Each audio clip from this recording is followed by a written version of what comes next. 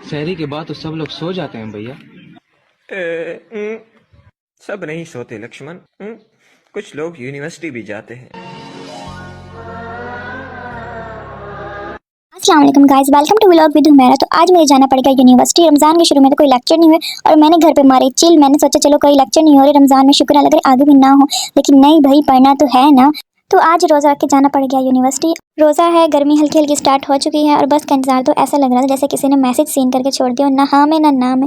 कोई बस ना हो गई, कोई रेड़ा गाड़ी हो गई। चलो भाई आखिरकार बस आ ही गई और बस सोचा था अब तो मैं बस में सुकून से सो जाऊंगी और सुकून से जाएंगे यूनिवर्सिटी, लेकिन नहीं, ऐसा तो हो नहीं सकता। हमें क्या पता था कि आगे क़यामत आने वाली। बस में इतना रश हो गया कि ऐसा लग रहा था जैसे आवाम नहीं खड़ी, कोई भेड़ बकरे को ट्रक में भर दिया। लेकिन क्या करें, हमारी कंजूस यूनिवर्सिटी ने एक ही बस भेज दी और मुझे तो ये था कि आज स्टूडेंट होंगे ही नहीं क्योंकि रोज़े में स्टूडेंट नहीं आते। लेकिन नहीं, लोगों को भी सुकून नहीं है, बस यूनिवर्सिटी जाने की पड़ी हुई है। पता नहीं ऐसे कौन से इन्होंने झंडे गाड़ने तालीम करके। और यहाँ पे ये हमारा कंडक्टर लड़कियों के अंदर चढ़ाए जा रहे, आगे हो जाओ, आगे हो जाओ, आगे हो जाओ, सीटों में बैठ जाओ, ऐसे चले जाओ, ऐसे चले जाओ। कुछ लड़कियां तो बस में ऐसे लटक रही थी जैसे कि धूप में कपड़े सुखा के डाल दिए। मेरा तो दिल करता है कि हुकूमत को जाके बोलूं कि रमज़ान में छुट्टियां दे दिया करें, लोगों को इबादत करने दे दिया करें। तो भाई आखिरकार हम यूनिवर्सिटी पहुंच ही गए थे और इतनी आवाम आई हुई थी, ऐसे लग रहा था जैसे मरियम नवाज ने अपने बेटे की शादी पे बुलाया हो। देख लो कितनी दुनिया पढ़ने लगी है, वो भी रमज़ान में। हाय अल्लाह, मैं तो मर जाऊँ। लेक्चर हमारे आधे घंटे बाद शुरू होने थे और हमने सोचा चलो कहीं चल के बैठते हैं और कुछ सुकून करते हैं। यूनिवर्सिटी में तो इतना रश था कि बैठने को भी जगह ही नहीं नसीब हो रही थी और आखिरकार हमें एक जगह मिल ही गई। हम तो बाहर ऐसे बैठे थे जैसे वेटिंग रूम में किसी डॉक्टर का इंतजार कर रहे हों। और मैम इतनी देर हो गई अभी तक आई नहीं थी। मैम न हो गई कोई ईद का चांद ही हो गया। इतने दिनों बाद अपने फ्रेंड से मिलने के बाद बहुत गप्पे मारी और बहुत इंजॉय किया। हम तो कुछ कुछ दुआ भी कर रहे थे कि अल्लाह करे ना ही आए तो अच्छी बात है। और ये है हमारे साइकोलॉजी के सर जो खुद ही साइको लगते हैं हमें तो। लेक्चर खत्म होते ही हम चले गए बस स्टैंड पे, लेकिन वहाँ जाकर हमें पता चला कि बस को अभी देर है और शदीद धूप पड़ रही है और हमारी तो हालत बुरी होती जा रही थी। मेरी तो बैटरी डाउन हो चुकी थी बस का इंतजार करते करते। बस में इतना रश होने के बाद लोगों को कुछ तरस आया और उन्होंने फिर अपनी छोटी कोस्टर निकाली। उसमें बैठते ही आवाम फिर भी इतनी खड़ी थी, सांस तक नहीं आ रहा था।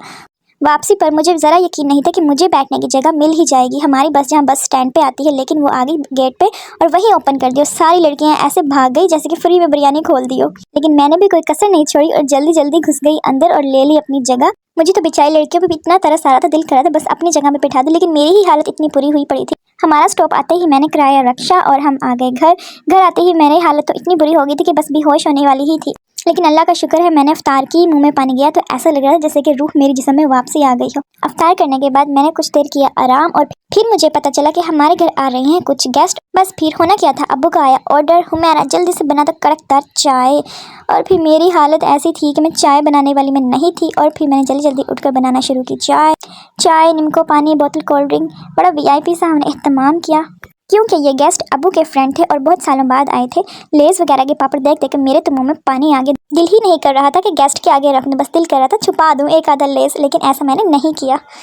यहाँ पर मैंने चाय के झाग बनाना शुरू की क्योंकि इससे एक अच्छा व्यू आता है। गेस्ट के लिए डिश तैयार हो चुकी थी और अब्बू की भी आवाज़ आ चुकी थी, हुमैरा अभी तक चाय नहीं बनी क्या? चाय मेरी सोनी सुहानी, मेरी बग्गो। चाय पीने के बाद कुछ दिमाग फ्रेश हुआ और मैंने सोचा कि चलो अब बनाते हैं टमाटो सॉस।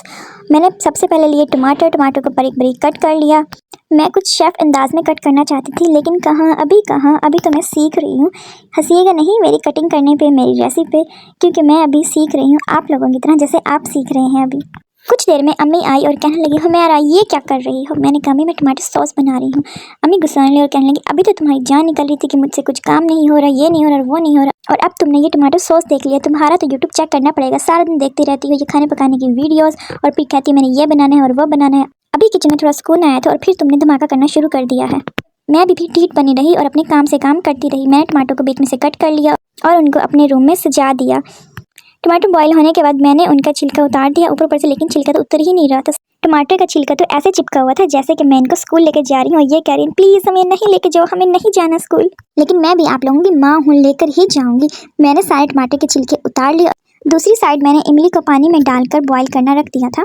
फिर मैंने इसके अंदर डाला अदरक लहसुन का पेस्ट, साबुत गरम मसाला और मैंने इसको फिर अच्छे से ग्राइंड करने की कोशिश की क्योंकि कुछ टमाटर जो हैं वो थोड़े से सख्त रह गए थे। दूसरी तरफ से मेरी इमली जो है वो तैयार हो चुकी थी। मैंने उसको थोड़ा ठंडा किया और उसके बाद उसका गूदा निकाल कर उसकी जो सारी गुठलियाँ थी वो फेंक दी और उसका पानी जो है वो मैंने टमाटर के पेस्ट में डाल दिया। सारे किचन का हाल जो है वो बुरा हो चुका था और मेरा दिल घबरा रहा था कि अम्मी आएंगे और क्या बोलेंगे, ये क्या कर दिया तुमने। फिर मैंने इसके अंदर शामिल की नमक, लाल मिर्च और थोड़ा सा लाल रंग। लेकिन लाल रंग डालते ही मेरे तो ऐसे फील हो रहा था जैसे मैंने यहाँ पे कुर्बानी का बकरा हलाल कर दिया। मुझे तो सनी देओल की मूवी याद आ गई, लाशें बिछा दूंगा लाशें। लोग मैंने बिछा ही दी आज लाशें बिछा दूंगा लाशें। अभी मजा आएगा ना भिड़ो। मुझे तो ऐसे फील हो रहा था ये टमाटर सॉस नहीं, मैंने खून की नहरें चला दी और पता नहीं कितनी लाशें गिराई हैं यहाँ पर। जब ये थोड़ा थोड़ा पकने लगा तो मुझे याद आया कि तो इसमें तो प्याज भी डालने थे। मैंने जल्दी प्याज कट करके डाले और फिर मैंने इसको ग्राइंड करने के लिए ठंडा किया। जूसर मशीन में डालकर मैंने इसको ग्राइंड किया। जब ग्राइंड करने लगी तो थोड़ा सा ढक्कन खुल गया और सारा जो गरम गरम पेस्ट था वो मेरे हाथ पे और सारे किचन में फैल गया और मैं थोड़ा डर गई कि अब मेरा क्या बनेगा। सारा किचन जो है वो उल्ट पुल्ट हो चुका था। मैंने फिर जल्दी जल्दी सारी जगह से साफ़ किया और फिर दोबारा से इसको ग्राइंड किया। ग्राइंड करने के बाद मैंने दोबारा इसका पेस्ट फ्राई पैन में डाला और पकाने शुरू हो गई।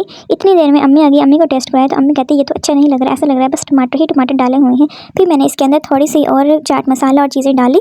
बस यही दुआ कर रही थी कि अच्छा सा बन जाए और सबको पसंद आ जाए। फिर मैंने इसकी थिकनेस चेक की, थोड़ी सी सही हो चुकी थी और फिर भी मैंने दोबारा इसको ज़्यादा से ज़्यादा पकाया कि बहुत अच्छा बन जाए और ये थोड़ा सा अच्छा हो गया था। मैंने अपनी सिस्टर को भी चेक कराया और अपनी अम्मी को भी, फिर उन्होंने 10/10 दिए। चलो भाई, पेस्ट तो बड़ा मज़ेदार तैयार हो चुका था। इसको ठंडा करने के बाद मैंने इसको एक जार में डाला और फ्रीज़ करने के लिए रख दिया ताकि हम कल को अफ्तारी टाइम मज़े से केचप खाएं, वो भी समोसे पकौड़ों के साथ। फ्रिज में देखा तो जगह नहीं थी। पहले मैंने फ्रिज में जगह बनाई और उसके बाद मैंने ये सॉस अंदर रखा। बाकी बचा हुआ सॉस भी मैंने एक प्लास्टिक के गिलास में डाल कर रख दिया। आज तो मैं बहुत ज़्यादा थक चुकी थी। लो जी, मेरा ये सॉस तैयार हो चुका है और मैंने इनको फ्रिज में भी रख दिया है। मिलते हैं नेक्स्ट व्लॉग में। अगर वीडियो पसंद आई तो लाइक करें, कमेंट करें। मेरी ये स्टार्टिंग है और मैं बहुत ज़्यादा नर्वस होती हूँ अपनी वॉइस के लिए, अपनी वीडियो के लिए। मिलते हैं नेक्स्ट व्लॉग में। अल्लाह हाफिज़। देखती है अब मैं नेक्स्ट व्लॉग में बनाती क्या हूँ।